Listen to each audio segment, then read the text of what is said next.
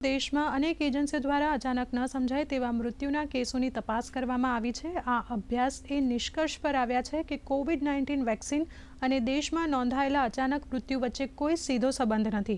Indian council of medical research એટલે કે ICMR અને national centre for disease control એટલે કે NCDC દ્વારા હાથ ધરવામાં આવેલા અભ્યાસોએ પુષ્ટિ કરે છે કે ભારતમાં કોવિડ-19 વેક્સિન સલામત અને અસરકારક છે, જેમાં ગંભીર આડઅસરોના ખૂબ ઓછા કેસ નોંધાયા છે।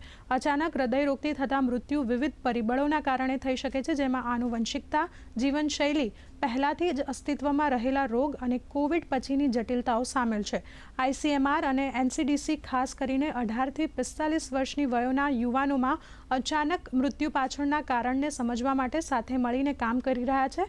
તેને શોધવા માટે વિવિધ સંશોધન અભિગમનો ઉપયોગ કરીને 2 પૂરક અભ્યાસ હાથ ધરવામાં આવ્યા હતા।